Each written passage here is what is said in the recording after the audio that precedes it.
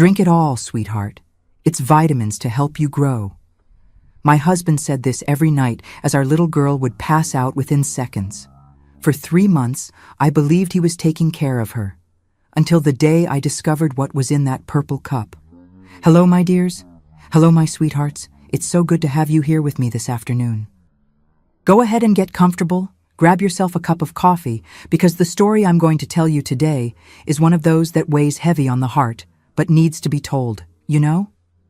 My name is Claudia Stevens. I'm 71 years old, and I was born right here in Cedar Falls, Iowa, land of strong coffee and winters that cut straight through to your soul. And it's right here where I still live today, in this small town that saw me born and saw me be reborn as well. I started these walks about 15 years ago, when my doctor told me I needed to move my body and clear my mind. At first, every step I took felt like it weighed a ton. My head was full of ghosts, of memories that hurt me. But over time, that park became my refuge. There I would talk to God, to the birds, to myself. And little by little, I learned to live again. Today, I live in a simple little house here on Maple Street, right near St. Mary's Church. It's a small house, wooden, with a garden in front where I plant my hydrangeas and geraniums. There's a porch where I sit on sunny afternoons, doing my crochet and watching the street life go by. My 2 cats, Honey and Cinnamon, stay right there by my side, keeping me company. It's a quiet life, but it's my life, built from scratch after everything I went through. Oh, before I forget, my dears, if you're enjoying listening to me here, don't forget to hit that red subscribe button down below, okay? And the notification bell too, that's important. Because when you do that, YouTube helps me reach more people who might need to hear what I have to share. And look, do me a special favor. Tell me here in the comments what town or city you're watching from, and what time of day did you find this video?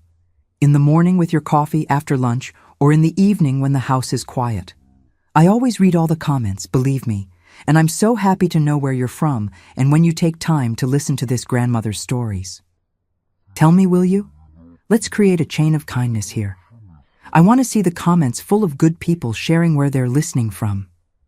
You see, my children, I decided to record this video because there's a story in my life that I've carried for many years. It's a painful story from a time when I thought I had a perfect family, a happy marriage, a beautiful little girl growing up. But behind that appearance of normalcy, something was happening that no mother should ever experience.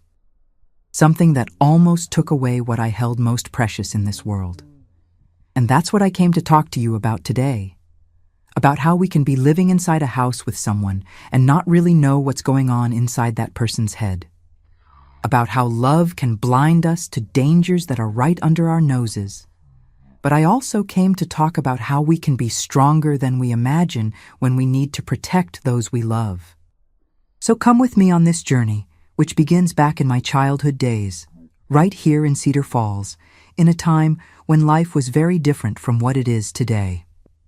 My childhood, I was born on March 15th, 1954, on a rainy Sunday, the kind that seems like the sky is washing the earth.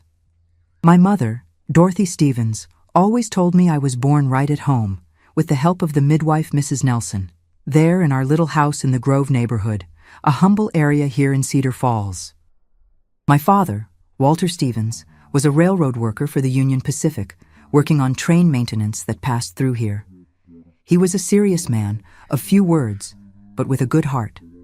Our house was small, wooden, painted light blue, with a little wooden gate that creaked every time you opened it.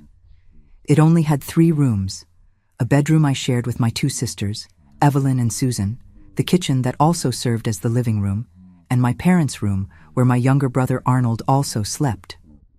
The floor was hardwood, which my mother scrubbed every Saturday with water and lye soap.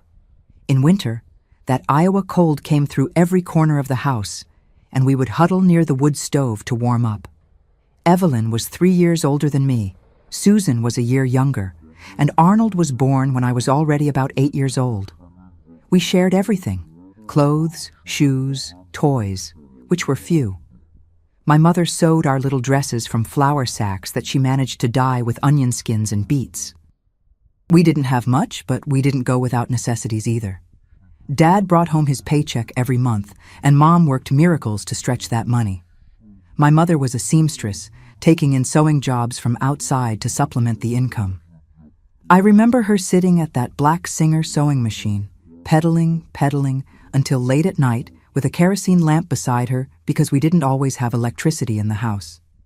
She made party dresses, baptism outfits, altered men's pants. The ladies in town sought her out because she had good hands for sewing. My routine as a girl was simple. I would wake up early to the rooster's crow from our neighbor, Mr. Thompson. I'd have breakfast. Sometimes there was bread, sometimes it was just chamomile tea with sugar and a piece of cornbread left over from the day before. Then I'd go to school, Lincoln Elementary School, which was about 6 blocks from home. We walked, my sisters and I, rain or shine. In winter, my feet would turn purple with cold inside those old worn-out shoes.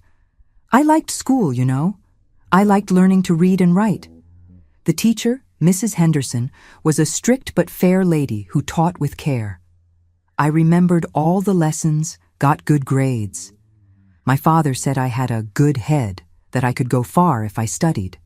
But back then, a girl from a poor family only studied as far as she could, then had to help at home or find work.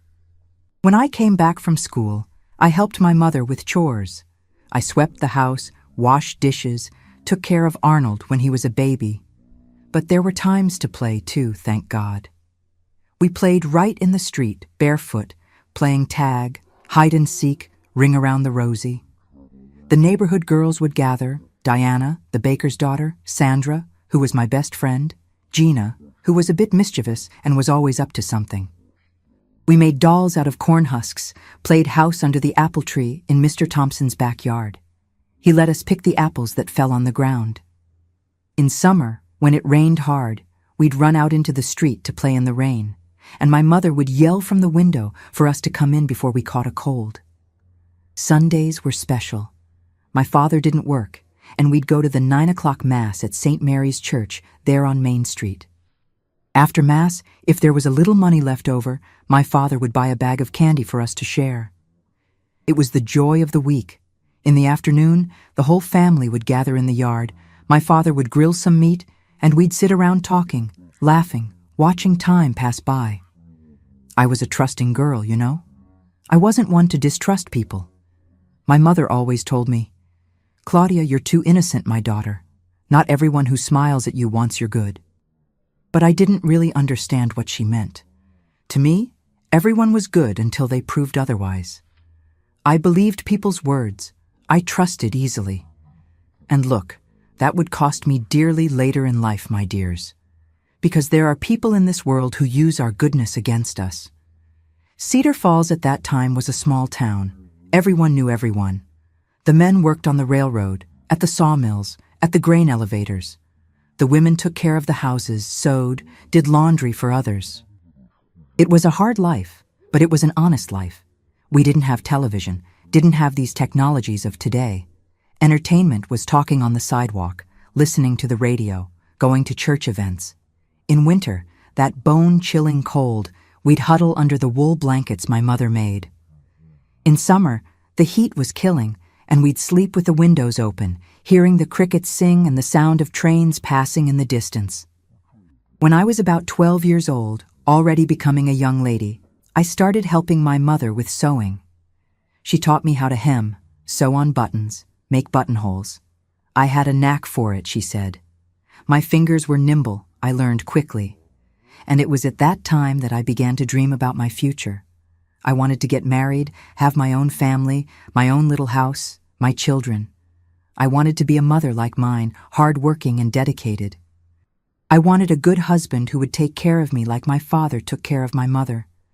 I imagined so many beautiful things ahead, my dears. But life has its ways of teaching us that not everything is as we dream. And that sometimes the people we trust most, who we think we really know, can keep terrible secrets that we never imagine. That's how I grew up, between the innocence of a small-town girl and the first dreams of a teenager. And soon, very soon, Those dreams were going to start taking shape in a way I never, ever could have predicted. Meeting Timothy. I met Timothy at a Valentine's dance in 1971. I had just turned 17. It was a dance at the community center, right there on Maple Street. Funny how life is, isn't it? He was standing in a corner, watching everyone dance, with that serious way of his, kind of removed from the commotion. He wore thick-framed glasses, had neatly combed hair, an impeccable white shirt tucked into his pants. He was different from the other guys, who were all sweaty, jumping, shouting. He seemed controlled, steady. It was Sandra, my friend, who introduced me. "Claudia, this is Timothy Morrison. He works at his father's pharmacy." Timothy extended his hand to me, looked into my eyes with an intensity that made me blush, and said simply, "Pleasure." His voice was low, measured. Every word seemed thought out before leaving his mouth. We started dating slowly. Timothy wasn't one for grand gestures, wasn't one to shower me with flowers and poetry like the other guys did with their girlfriends. But he was attentive in a different way. He picked me up every Sunday to go to Mass, always punctual. He talked to my father about trains and about the pharmacy he would inherit from his father someday. My mother liked him because he was serious, responsible, a man with a future. We got married in April 1973, me at 19 years old, him at 23.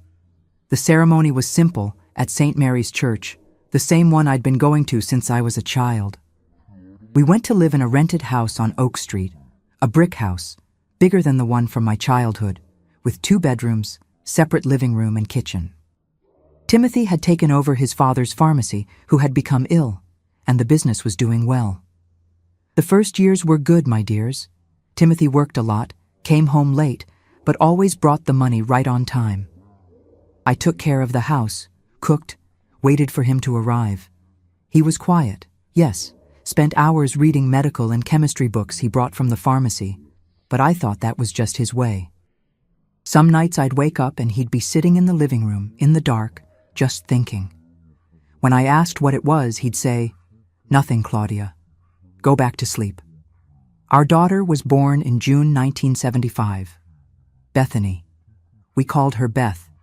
She was a doll, my dears, a smiling girl with black curls, big, curious eyes. Timothy seemed happy when she was born. He held her in his arms with almost exaggerated care, as if she might break at any moment. "She's perfect," he'd say, running his finger across Beth's cheek. "She needs to stay perfect." Beth's first years were normal. She grew healthy, smart, talkative. She learned to walk early, to talk early. Timothy started to become increasingly protective. He wouldn't let her play in the street with other children. "There's disease out there, Claudia. There's dirt. She stays in here." He wouldn't let her go to friends' houses. "We don't know what she might catch there." I thought it was strange, but he was the father, he was the pharmacist, he knew about these things, right? So I obeyed. Beth spent more time indoors, playing alone with her dolls, drawing, making up little stories. But it was when Beth turned 4 that things really began to change. It was September 1979. I remember that Beth had eaten a big piece of birthday cake at the little party we had at home, just family, because Timothy didn't want a lot of people. That night, after everyone had left, Timothy called me into the kitchen. "Claudia, I've been studying some articles at the pharmacy," he said, in that serious way of his, taking off his glasses and cleaning the lenses with a cloth.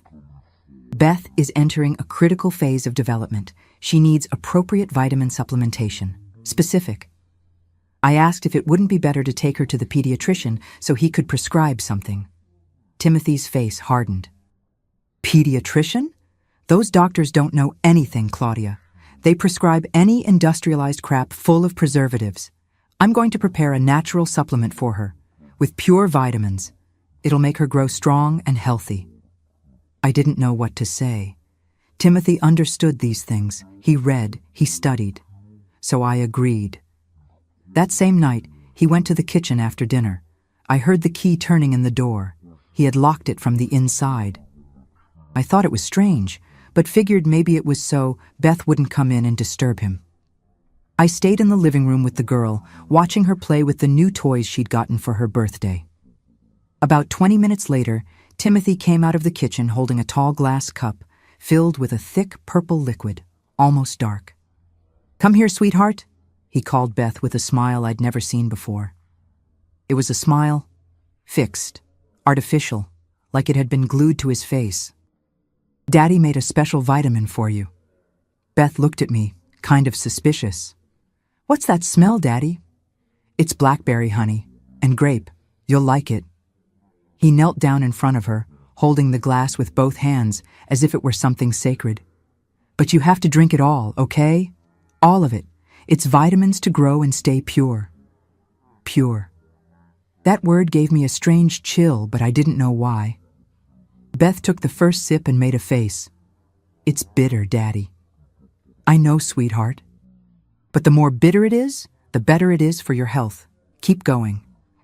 His voice was firm, almost authoritarian. Beth obeyed. She drank that whole glass, making a face with every sip. And then, my dears, something happened that froze my spine. Within seconds, I'm not exaggerating, it was seconds, Beth's little eyes started rolling back. Her little legs buckled. "Mommy," she managed to say, and fainted. I screamed. I ran to catch her, but Timothy was faster. He picked up the girl in his arms with a frightening calmness and said, "Everything's fine, Claudia. It's the effect of the vitamin. She needs to sleep deeply to absorb the nutrients." "But she fainted, Timothy. That's not normal." "It is normal. I studied it. Trust me." And he carried Beth to her little room. I stood there shaking, not understanding anything. I followed him. When I entered the room, Timothy had placed Beth in her little bed, had covered her with the sheet up to her neck, and was sitting in the chair next to the bed, in the dark. The curtains were closed. The only light came from the hallway. "Timothy, turn on the light. Let's see if she's breathing right." "No need for light. She's fine." He didn't take his eyes off the girl. He sat there watching her sleep. And then quietly, I heard him whisper something. I couldn't make out the words, but the tone was strange. It sounded like a prayer, or a lullaby, something between the two. "What are you saying?" I asked. He turned his head toward me, slowly, and those eyes behind the glasses looked different, empty. "Nothing you need to know, Claudia. Let me stay here with her. Go rest." I left the room with my heart racing, but I tried to calm down. He was the father. He was a pharmacist. He must know what he was doing. But a part of me, deep down, began to scream that something was very, very wrong happening inside my own house. The purple drink ritual. The ritual of the purple drink became part of our routine. Every single day, at 8 o'clock at night sharp, Timothy was obsessive about schedules. He'd lock the kitchen door and stay in there preparing that thing. I'd hear the sound of the blender, the clinking of glass bottles, sometimes a grinding sound. When he came out, always with that glass in his hands, there was a chemical smell that came with it, mixed with the artificial sweetness of fruit, and every night the same scene repeated. Beth would drink it, make a face, complain about the bitter taste, and within seconds her little eyes would roll back in her head and she'd faint in her father's arms. And he, always with that strange smile plastered on his face, would carry her to her room and stay for hours sitting there in the dark, watching her sleep, whispering things I could never quite understand. A week passed, 2 weeks, a month, and I started to notice changes in my little girl, changes that scared me more and more. Beth, who was a rosy child with chubby cheeks, started to become pale. It wasn't a normal paleness, my dears. It was a grayish paleness, as if life was being sucked from inside her. The cheeks disappeared, the little eyes sank deeper into her face. She started to have dark, heavy circles under her eyes that made her look like a little old lady at 4 years old. Her hair, Those beautiful black curls that I combed every day with so much care started to fall out. I'd see the strands on the pillowcase in the morning, see the strands in the comb, see the strands in the bathtub after I gave her a bath. I'd pick up those dead curls in my hand and cry hidden in the bathroom. "Timothy, Beth is losing her hair," I said one night before he gave her the drink. "This isn't normal. We need to stop this supplement and take her to a doctor." He looked at me with a coldness that gave me chills. "The hair is falling out because her body is expelling impurities. It's part of the purification process." "What process, Timothy? What purification? She's a 4-year-old child." "You don't understand, Claudia." He narrowed his eyes behind his glasses. "You'll never understand because you didn't study like I studied. Do you trust me or not?" And I, God forgive me, I still trusted, or was too afraid not to trust. The pains started soon after. Beth would wake up in the middle of the night screaming that her stomach was on fire inside. She'd double over her little body, grab her tummy with her little hands, and cry until there were no more tears. I'd pick her up, make warm compresses, give her tea, but nothing worked. The pain would only pass after hours, leaving her exhausted, sweaty, trembling. "It's her kidneys working to filter the toxins," Timothy explained in that calm, scientific voice, as if he were giving a lecture. "It's uncomfortable but necessary." Necessary. That word echoed in my head. How could a child suffering like that be necessary? There was one morning I'll never forget, my dears. It was October, spring. The sun was coming through the window of Beth's little room. I went in to wake her up for breakfast, and when I pulled back the sheet, I saw that the mattress was stained. Blood. Not a lot, but it was there. I called her, scared. "Beth, sweetheart, did you hurt yourself?" She was groggy, confused. "I don't know, Mommy. It hurt at night. Here." She pointed to the right side of her back, at kidney level. My heart almost jumped out of my mouth. I picked her up and ran to the living room where Timothy was having coffee, reading the newspaper. "Timothy, she's bleeding. We need to go to the hospital now." He stood up slowly, folded the newspaper with irritating calmness, took off his glasses, cleaned the lenses. "We're not going to any hospital." "What do you mean we're not? She's bleeding." "It's a cleansing crisis. Her body is eliminating toxins through the renal system. If we take her to the hospital, those incompetent doctors will give her a bunch of chemical medicine that will interrupt the whole process. It'll make her worse." I started screaming. I, who had never raised my voice to my husband, started screaming, "My daughter is dying, Timothy. Look at her, look." And that's when I saw something I'd never seen before. Timothy advanced on me. He didn't hit me, no, but he got close, so close I felt his breath, and he yelled with a fury that seemed to come from some deep, dark place inside him. "You will not take my daughter anywhere. Did you hear me, Claudia? Doctors are poisoners. They'll kill her. Only I can save her." Beth, in my arms, started crying from fright. I took a step back, trembling. Timothy had never yelled like that, had never been so out of control. He took a few deep breaths, ran his hand through his hair, put his glasses back on. Sorry, Claudia. It's just that I worry so much about her. Trust me, please. Just a few more weeks, and she'll be completely purified, completely clean. You'll see." I didn't know what to do anymore. I was afraid of my own husband, afraid of what he might do if I disobeyed. So I took Beth back to her room, changed the sheet, gave her a bath, and prayed. I prayed so much that day, my dears. The weeks went by and Beth withered away. She could barely play anymore. She'd lie on the couch, staring at nothing, with no energy for anything. Her skin became so thin that I could see the bluish veins underneath. Her little arms and legs became thin, fragile. She looked like a sick little bird. I tried, God knows I tried, to stop that drink. One night, when Timothy was in the bathroom, I hid the glass he had prepared behind the couch and gave Beth water. But he noticed. He always noticed everything. He came into the living room, saw the glass of water in the girl's hands, and stood there, looking at me with an expression I'll never forget. It wasn't anger. It was disappointment, as if I had betrayed him in the worst possible way. "Claudia," he said quietly, dangerously quietly. "Where is her drink?" I thought, where is the drink? I went to get it from behind the couch with trembling hands.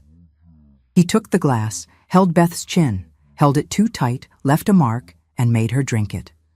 "Never do that again," he said to me, still holding the girl's face. "Never again, Claudia, or you'll regret it." That night, after putting Beth to bed, I heard Timothy talking to himself in the living room. I approached slowly and peeked through the crack in the door. He was sitting in the armchair, in the dark, talking to someone who wasn't there. "I know," he was saying. "I know you want her. But I'm not going to let you. She's going to stay pure. She won't grow up and suffer like the others. I'm saving her from you." I felt my blood freeze. "Timothy?" I called quietly. He turned his head toward me, but his eyes didn't see me. He was looking through me. "They're here," he whispered. "The shadows. They want to take Beth, but I won't let them. I need to shut down her organs little by little. That way she becomes an angel before they get her." Shut down her organs. Become an angel. The words danced in my head, and suddenly, like lightning splitting the sky, I understood. I understood what was happening. My husband wasn't trying to cure our daughter. He was trying to... Dear God, I can barely say the words. I ran to Beth's little room. She was there, sleeping that heavy, unnatural sleep. I picked her up in my arms. She was so light, so fragile, and pressed my ear to her little chest to hear her heart. It was beating. Thank God it was beating, but weak. So weak. That night I didn't sleep. I sat on the bed, looking at the ceiling, thinking that I was married to a stranger, that I had let this stranger do something horrible to my daughter, that I, by trusting too much, by obeying too much, by being too afraid, had almost lost what I loved most in the world. But there was still time. There had to be. My little girl was alive.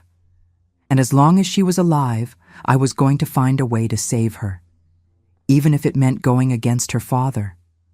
Against the man I had sworn to love and honor. Because in the end, my dears, there is no stronger oath than a mother's oath to protect her child. And I was going to protect mine. From anyone, even from her own father. The day everything changed. The morning that changed everything happened on a cold Monday in November. I had woken up early, as always, to make breakfast. The sun hadn't risen properly yet, and the house was in that gray twilight of dawn. Timothy had already left for the pharmacy. He was opening earlier and earlier, spending more and more time there. I went to wake Beth up for breakfast. I opened the door to her little room very slowly, so as not to startle her, and immediately I smelled it. That smell. The smell of rust. The smell of blood. "Beth?" I called quietly, turning on the light. What I saw made me fall to my knees on the floor. My little girl was lying on her side, so pale she looked like a wax doll. Her little pajamas, which were light pink, were stained red at the waist. The sheet too. And when she opened her little eyes to me, those sunken, lifeless little eyes, she whispered in a voice that sounded more like a breath, "Mommy, I can't get up. My legs won't obey." I picked her up in my arms. My God, she weighed nothing. It was like holding a little bird, and saw that she was wet. It wasn't normal urine. It was blood. My 4-year-old daughter was urinating blood. I ran to the bathroom with her, took off her little clothes, put her in the bathtub with warm water. She cried softly, without even the strength to cry loudly. "It hurts, Mommy. It hurts here." She pointed to the side of her back, to her kidneys. "It hurts so much." I was washing her, shaking so much I could barely hold the sponge when I heard the front door open. Timothy had come back. He entered the bathroom, looked at the scene, me crying, Beth in the tub surrounded by water pink with blood. And you know what he did, my dears? He smiled. He smiled that same smile, fixed, strange, and said in a voice almost happy, "It's working, Claudia. It's working perfectly. The evil is coming out. Soon, very soon, she'll be completely clean." Something inside me broke at that moment. It wasn't anger, it wasn't fear. It was a cold clarity, cutting like ice. I looked at my husband, at my daughter's father, and saw a stranger. Worse than a stranger. I saw a monster wearing the skin of someone I had loved once, but I couldn't let him realize what I was thinking. Not yet. So I took a deep breath, wiped away my tears, and forced my voice to come out calm. "You're right. I'm sorry. I got scared, but you know what you're doing. You always have." He tilted his head, studying me with those cold eyes behind the glasses. For an endless moment, I thought he had seen through my lie, that he knew I was pretending. But then he relaxed his shoulders and nodded. "You're understanding now?" "I am. I trust you." The words were poison in my mouth, but I had to say them. I needed him to believe. Because in that bathroom, with my daughter almost dying in front of me, I made a decision. I was going to find out what was in that drink, and then I was going to end it, one way or another. Timothy left for work an hour later. Before leaving, he prepared the night's drink and left it stored in the refrigerator, something he had never done before. "You give it to her at 8 o'clock sharp," he instructed, handing me a small golden key. I locked the kitchen. Only you and I have a key now, so Beth won't go in there and mess with anything. I took the key, felt the cold metal in my palm, and nodded. "I'll take care of it." As soon as he left, as soon as I heard the sound of his car disappearing down the street, I put Beth back to bed. She was so weak she could barely keep her eyes open. I stayed there, holding her little hand, feeling her weak, irregular pulse, like a little bird trying to fly with broken wings. And I thought, if I don't do something today, tomorrow she might not wake up anymore. The hours of that day passed slowly, terribly slowly. Each minute seemed to have an hour's length. I took care of Beth, gave her vegetable soup. She vomited half of it, and what came out had little spots of blood mixed in. I changed the sheet 3 times because she kept bleeding. Every time I saw those red stains, my heart tightened more. And all the while, my head was working, planning. How was I going to get a sample of that drink? How was I going to take it to be analyzed without Timothy finding out? He controlled everything in our life, every penny that came in and out. Every place I went. Even the few friends I still had. Sandra barely came to visit me anymore because Timothy always found an excuse for her to leave soon. At 7:30 at night, when the sky was already dark outside and the house was too quiet, I went to the room I shared with Timothy. I opened my dresser drawer, way in the back where I kept some old medicines, and took out an empty cough syrup bottle that had run out. It was tiny, fit in the palm of my hand with a screw-top lid that closed tight. I took it to the bathroom, washed it with soap and water 3 times, dried it well with a clean towel, and hid it in the pocket of the apron I was wearing. My heart was beating so hard I could feel it in my throat, in my ears, at my fingertips. At 8 o'clock sharp, as Timothy had ordered, I unlocked the kitchen with that golden key. My hands were shaking so much I missed the keyhole twice. When I finally managed to open it, the door creaked, a sound that seemed too loud in the silence of the house. I opened the refrigerator. There was the glass, thick glass, covered with a little plate. I picked it up with both hands. They were shaking so much the purple liquid swayed, almost spilled. I stood there in the kitchen for a moment, looking at that glass. Inside, it was the poison that was killing my daughter. Inside, it was my husband's madness transformed into liquid. I felt a wave of nausea rising. I took it to the living room. Beth was lying on the couch, wrapped in a blanket, looking at the television without really seeing. When she saw the glass in my hands, her little eyes filled with tears. "No, Mommy, please, I don't want to. It makes me hurt." My heart broke into 1,000 pieces. "I know, my love, I know." I sat down next to her, put the glass on the coffee table, and took her cold little hands in mine. "But Mommy needs you to drink it today. Just one more time. Can you?" She started crying, and every tear that ran down her thin little face was a stab to me. "Why, Mommy? Why does Daddy want to hurt me?" I swallowed the cry that was rising in my throat. I couldn't cry now. I needed to be strong. "Daddy doesn't want to hurt you, sweetheart. He's confused. But Mommy's going to fix everything. Do you trust Mommy?" She nodded, still crying, and wiped her little nose with the back of her little hand. In that moment, looking at my little girl who barely had the strength to sit up, I swore. I swore to myself, to God, to whoever was listening. I was going to save her, whatever it cost. And then, with my heart beating so hard I thought it would burst out of my chest, I said quietly, "Look, I'm going to pour a little bit into this bottle that Mommy brought, just a little bit, and you drink the rest, okay?" I looked at the hallway, at Beth's room, at the front door. I listened. Silence. Only the tick-tock of the clock on the kitchen wall. And then, quickly, with my hands shaking so much I almost dropped it, I poured about 1/3 of that thick purple liquid into the syrup bottle. The liquid had that chemical smell, sweet and sickening at the same time. I closed the cap tightly. I hid the bottle deep in my apron pocket again. "There, honey. Now drink what's left."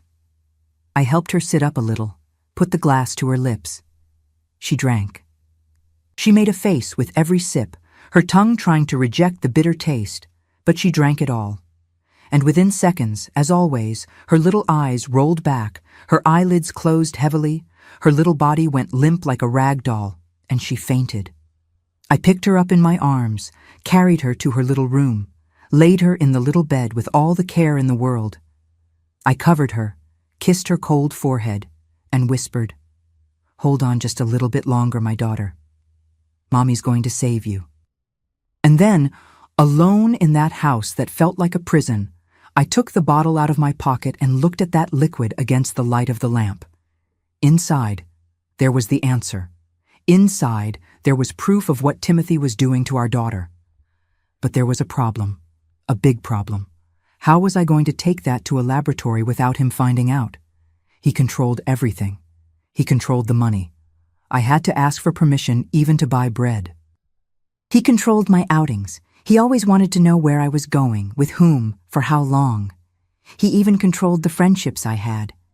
If I asked for money for something without explanation, he'd get suspicious. If I left the house without telling him where I was going, he'd know. I hid the bottle in the back of the kitchen cabinet, behind the pots I never used, and sat at the table. I put my head in my hands and thought until my head hurt. And then, in sudden clarity, I remembered something. Timothy's pharmacy was downtown, and 2 blocks after the pharmacy, on the same street, there was a laboratory, St. Luke's Laboratory, run by Mr. Armstrong. I knew his family from church. His wife, Mrs. Armstrong, was in the parish council. An idea started to form in my head. Dangerous, but possible.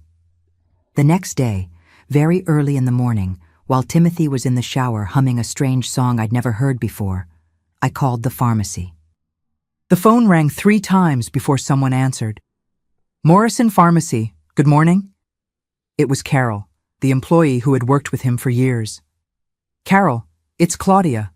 Look, Timothy asked me to bring some important papers to the pharmacy today. Can you tell him I'll stop by around 10? "Sure, Mrs. Claudia. I'll let him know." I hung up the phone and took a deep breath. My hand was sweating so much the receiver almost slipped. The first part of the plan was done.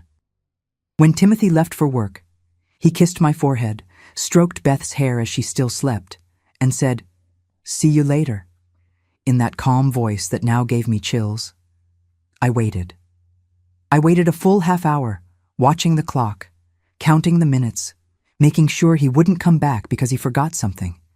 Then I got up. I put on my going-out clothes, a navy blue skirt and a white blouse.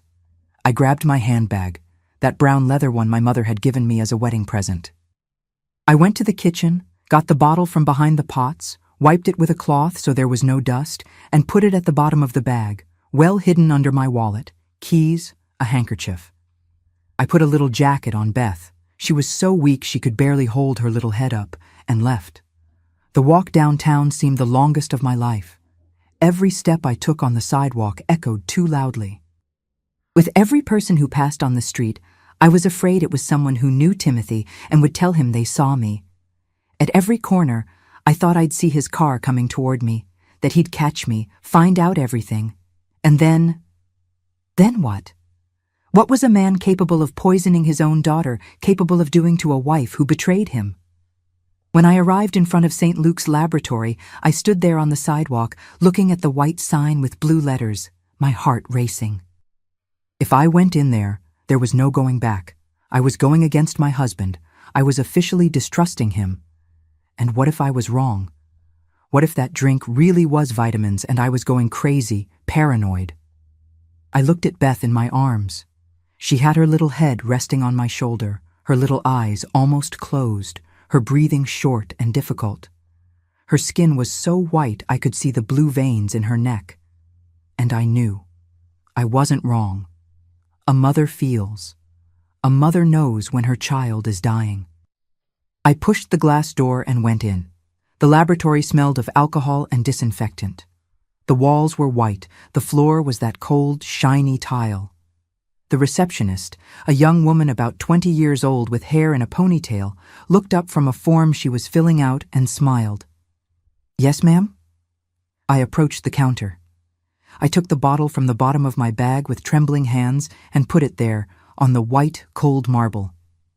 My hands were shaking so much, the glass tapped against the counter, making a little sound that seemed too loud.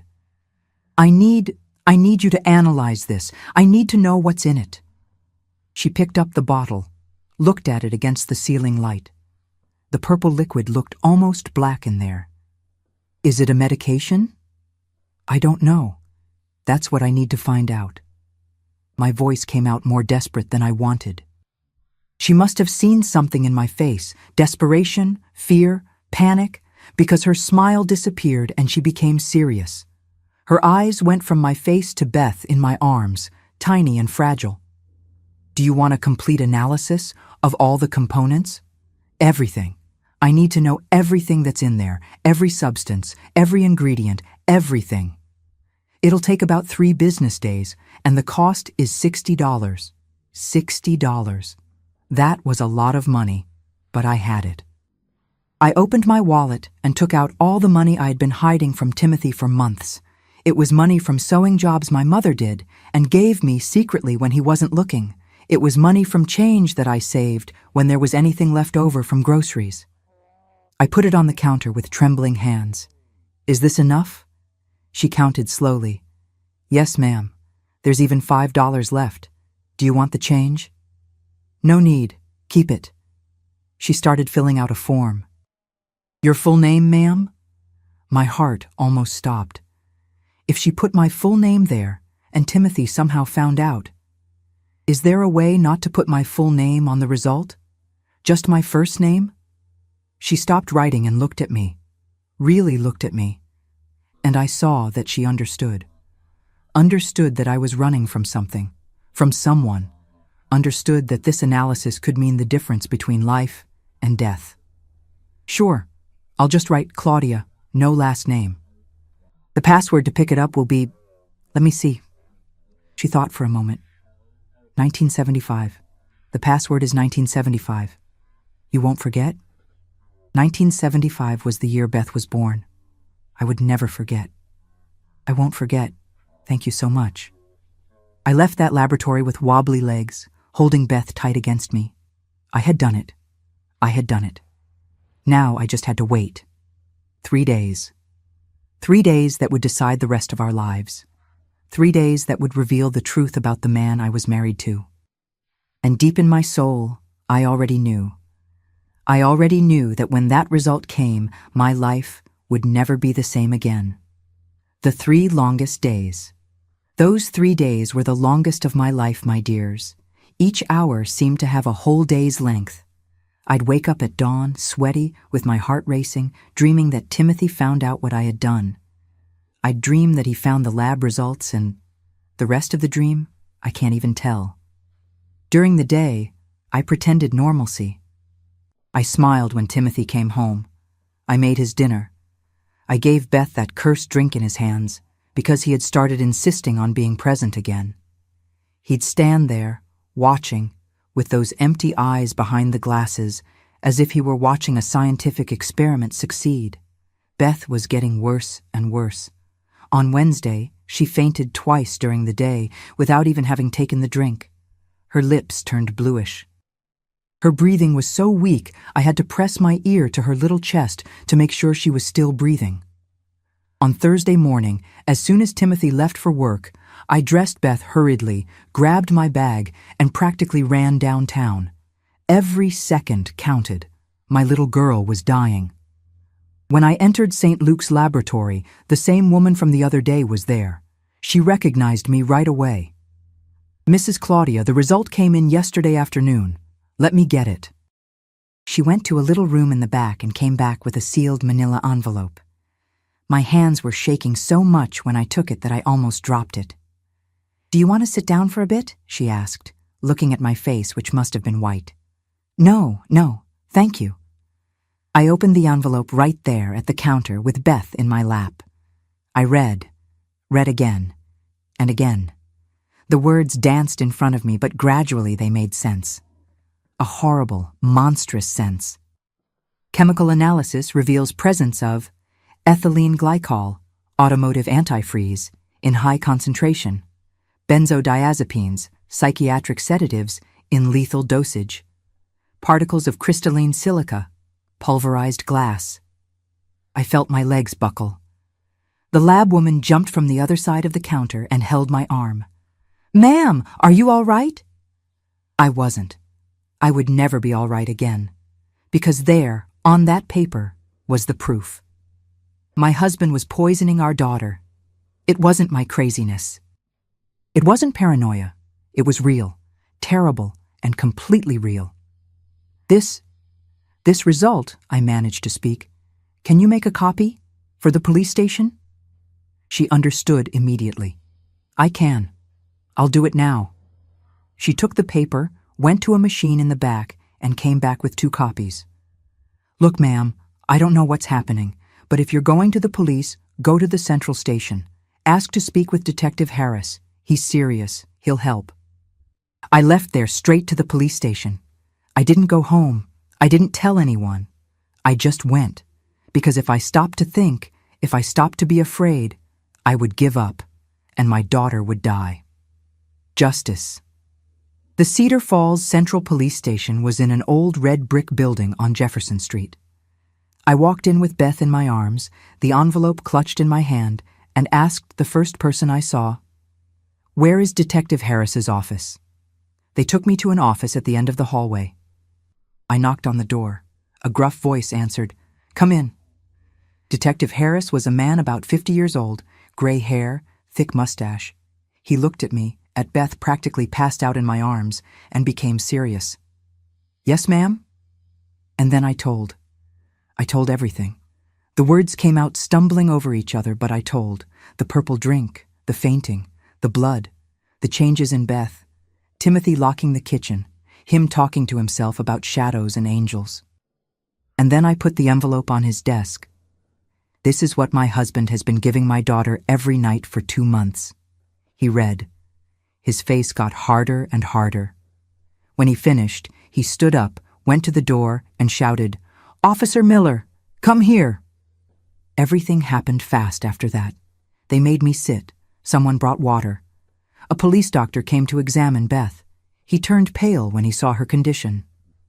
"This child needs to go to the hospital now," he said. But Detective Harris said they first needed to get Timothy.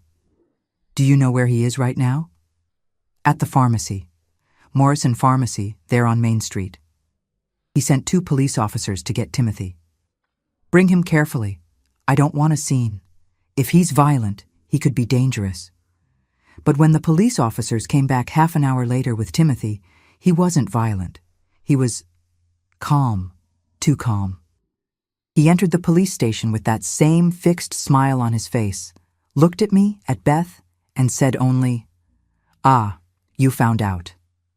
I felt a chill down my spine. The detective had them take me to another room. I didn't want to leave, wanted to hear, but he insisted. "You're going to the hospital with the girl. I've already called an ambulance. You can go calmly. He's not leaving here." At the hospital, they admitted Beth directly to the ICU. Doctors were running back and forth, speaking complicated words I didn't understand. Acute kidney failure, internal hemorrhage, severe intoxication. Someone made me sit in a chair in the hallway and gave me a glass of water with sugar.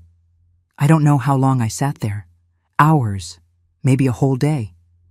My mother arrived, someone had told her. She hugged me and cried with me.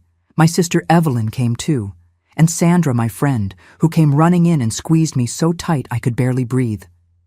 It was Sandra who stayed with me when, 2 days later, Detective Harris came to visit me at the hospital. He asked to sit, took off his cap, and said, "Mrs. Claudia, I need to tell you what we discovered." I took a deep breath. "Go ahead."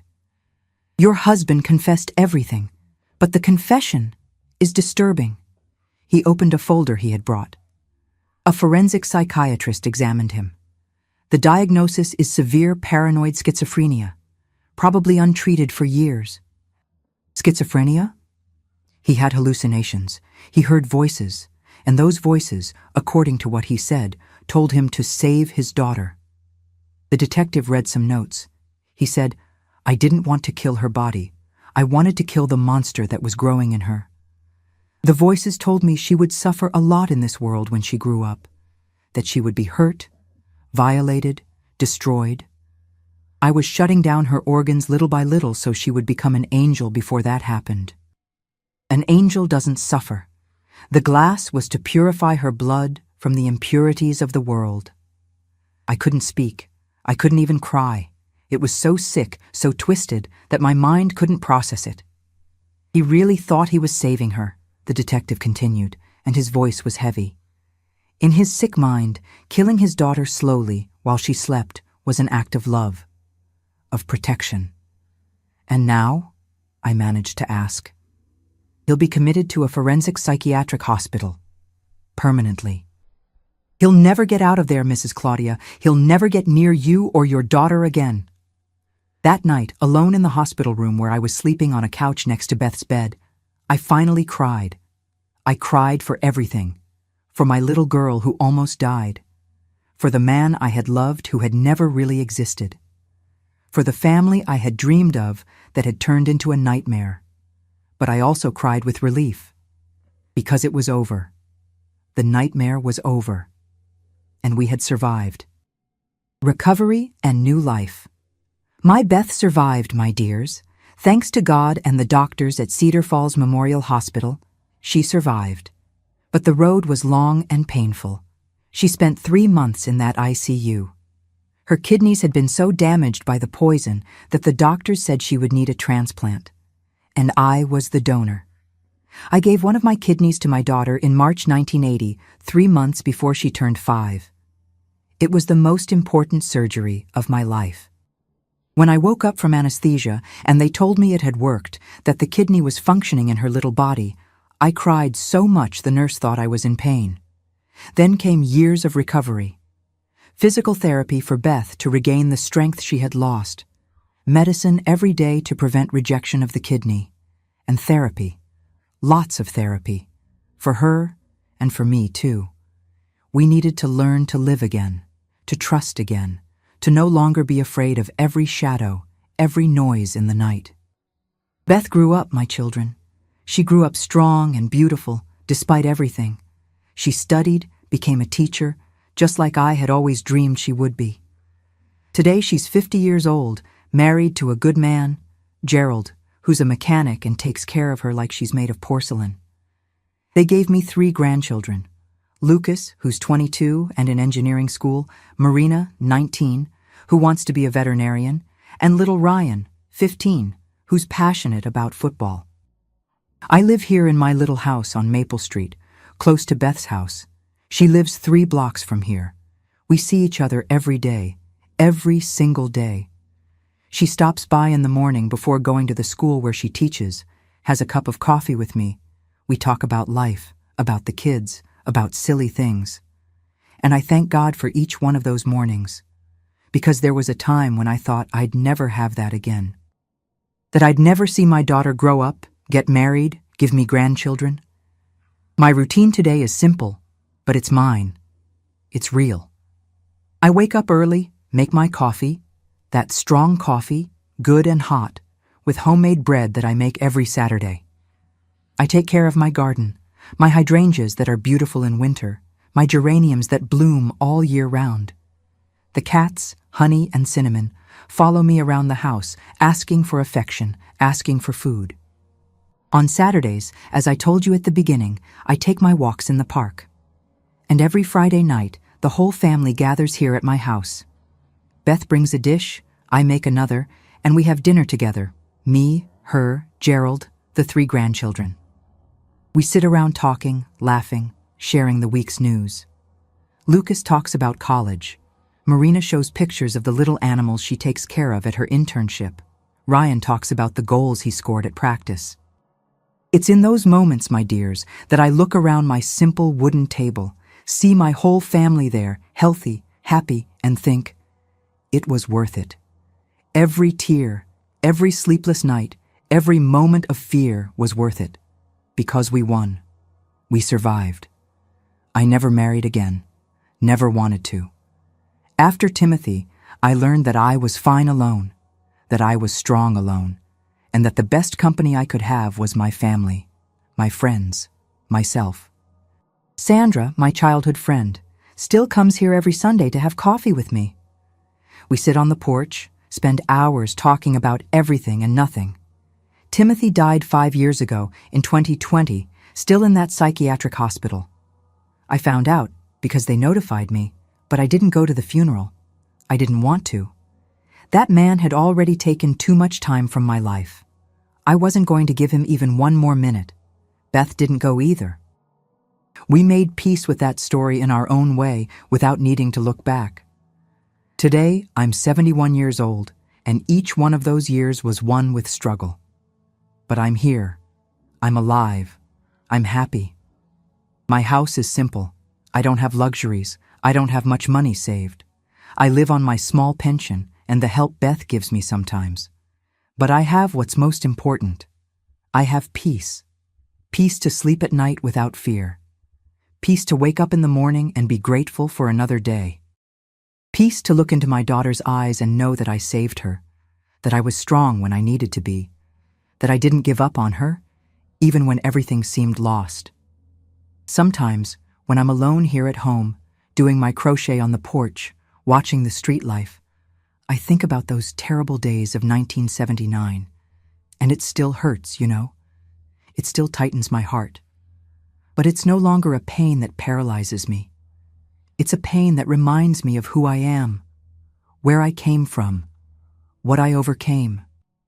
And when my grandchildren ask me about life, about how to face difficulties, I always say the same thing. We're much stronger than we imagine. And when you have someone to protect, someone you love more than life itself, you find a strength you didn't even know existed inside you. My message to you. That's what I want you to know, my dears who are listening to me. That life can be very hard sometimes. It can bring storms that we think we won't be able to get through. But we can. We always can. We just need to have the courage to take the first step, to ask for help, to believe that better days will come. And they do come, my children. They always come. My dears, if you're listening to me now and you know someone, a neighbor, a friend, a relative, who's going through some strange situation at home where someone in the family is acting in a way that doesn't make sense, please don't ignore it. Sometimes we prefer not to get involved, prefer to think we're imagining things, that it's none of our business. But it could be that person needs you to have the courage to ask for help. I learned the hard way that we can't be afraid to distrust, even when it's our own husband, our father, our brother. When there's a life at risk, especially the life of a child, we need to have the courage to investigate, to seek the authorities, to break the silence. In any country, in any city in the world, there are police stations, there are protection organizations, there are people ready to help. Search, insist, don't give up. And if you're that person going through something like this, listen to what this grandmother has to tell you. You're not crazy. If your heart is screaming that something's wrong, it's because it is. We, mothers, fathers, people who love, we have an intuition that doesn't fail. When your stomach tightens, when sleep doesn't come, when you look at that person and don't recognize who they are anymore, pay attention to those signs. They're warning you of something. I spent 46 years blaming myself for not distrusting earlier, for letting my daughter drink that poison for 2 months. But today I understand that I did the best I could with what I knew at that moment. And when I discovered the truth, I didn't hesitate. I had courage. And that courage saved my daughter. So I learned that we're capable of unimaginable things when we need to protect those we love. I learned that there's no greater love than a mother's love willing to go against the whole world for her child. I learned that life can knock us down, but as long as we're breathing, we can get up again. Always can. I also learned that pain doesn't last forever. That better days come even when we think it's impossible. That it's possible to rebuild, to start over, to find joy again after the darkest storm. Happiness exists on the other side of fear. Peace exists on the other side of courage. And I learned, my dears, that forgiving yourself is as important as anything else. Forgiving for mistakes, for doubts, for the time it took to act. We do what we can with what we know, and when we know more, we do better. Thank you for staying here with me until the end, listening to this grandmother's story. Thank you for opening your hearts to receive these words. And now, my dears, my loves, I need to make a very special request of you. If this story touched your heart in any way, if you know someone who needs to hear this, please subscribe to the Grandparents' Tales channel and turn on the notification bell. It's important. It's urgent. Because there might be other people out there going through something similar, thinking they're alone, thinking no one will believe them. And they need to know they're not alone, that there's a way out, that there's hope. And do me a favor, write here in the comments just one word: I believed. That's it. I believed. Because you believed my story. You believed it's possible to survive. You believed it's worth having courage. That little word will show me that you were with me until the end, and it will show other people that there are people here who understand, who support, who believe. Do it now. Don't wait even one more minute. Subscribe, turn on the bell, and write I believed in the comments. For you, for me, for all the people who need this little chain of hope. May God bless each one of you. And remember, 1 minute of courage can save an entire life.